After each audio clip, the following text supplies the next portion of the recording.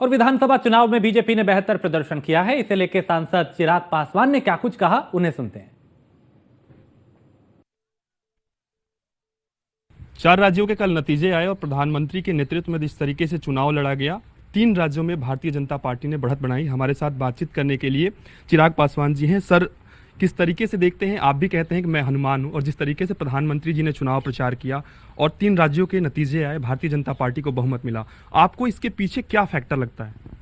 भाई यकीनन इसका श्रेय हमारे प्रधानमंत्री आदरणीय नरेंद्र मोदी जी, उनके नेतृत्व, उनकी नीति, भारतीय जनता पार्टी के राष्ट्रीय अध्यक्ष जेपी नड्डा जी, केंद्रीय गृह मंत्री आदरणीय अमित शाह जी और इन तमाम राज्यों के तमाम वरिष्ठ नेताओं, प्रभारियों की मेहनत को यकीनन इसका श्रेय जाता है। जो मुद्दे उठाए गए, जिस तरीके से सही नीतियों को, जन कल्याण की योजनाओं को धरातल पर उतारा गया, यकीनन ये कारण रहा। बट साथ ही में विपक्ष को भी कहीं ना कहीं अपने हार की समीक्षा करने की ज़रूरत है।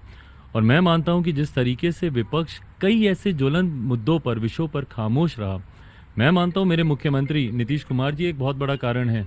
जिस तरीके से विपक्ष की या इंडी अलायंस की इस चुनाव में हार हुई है, मेरे मुख्यमंत्री जी ने जिस तरीके से महिलाओं को लेकर, आदरणीय नीतीश कुमार जी ने जिस तरीके से महिलाओं को लेकर अश्लील बातें बिहार की विधानसभा में कही, उसमें जिस तरीके से विपक्ष के तमाम नेता खामोश रहे, जिस तरीके से अनुसूचित जाति से आने वाले तमाम वरिष्ठ नेताओं को मेरे मुख्यमंत्री ने अपशब्दों का इस्तेमाल किया, इंक्लूडिंग माय फादर, मेरे नेता, मेरे पिता आदरणीय रामविलास पासवान जी हों या पूर्व मुख्यमंत्री बिहार के जीतन राम मांझी जी हों, जो कि खुद दलित समाज से आते हैं, उस पर जिस तरीके से विपक्ष के नेता खामोश रहे, जिसका जिक्र मेरे प्रधानमंत्री जी ने चुनावी सभाओं में भी किया, या सनातन को जब समाप्त करने की बात कई विपक्ष के नेताओं के द्वारा की गई, उस पर विपक्ष के नेताओं का खामोश रहना, या जातीय जनगणना को हर मंच पर उठाना, पर बिहार में ही किस विफल तरीके से जातीय जनगणना कराई गई, जिसमें कई अनुसूचित जाति से आने वाली छोटी जातियां हों या पिछड़ा वर्ग से आने वाली छोटी जातियां हों, जिनको कमतर करके दिखाया गया और अपने समीकरण की जातियों को लाभ देने के लिए बढ़ाकर दिखाया गया। मुझे लगता है ये तमाम विपक्ष के कारण,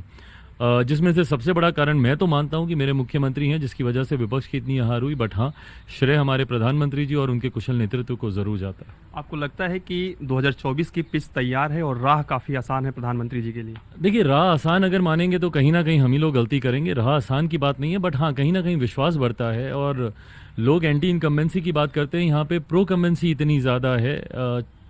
14 से बेहतर परिणाम 19 में देखने को मिले, और मैं मानता हूं, मेरा विश्वास है कि 19 से बेहतर परिणाम 24 में हम लोग को देखने को मिले। एक आखिरी सवाल रहेगा, न्यूज़ वन इंडिया ने जिस तरीके से एग्जिट पोल दिखाया था, आमतौर पे आपने देखा होगा एग्जिट पोल में कांटे की टक्कर मध्य प्रदेश में दिखाई जा रही थी, लेकिन हमने सीधे तौर पे करीब 156 तक बीजेपी को सीटें दी थी एग्जिट पोल में। आप क्या कुछ कहना चाहेंगे? मैं बधाई देता हूँ, और मुझे लगता है कि सर्वे खैर कहीं ना कहीं एक आकलन करने का एक मापदंड ज़रूर होते हैं, जिससे आप अंदाज़ा लगा सकते हैं। बट उस अंदाजे को भी इतना सटीक तरीके से अगर कोई सर्वे अगर पहुंचाता है तो ज़रूर आप बधाई के पात्र हैं। धन्यवाद। हमारे साथ बातचीत कर रहे थे चिराग पासवान जी। विजय राज के साथ पीयूष तिवारी, नई दिल्ली।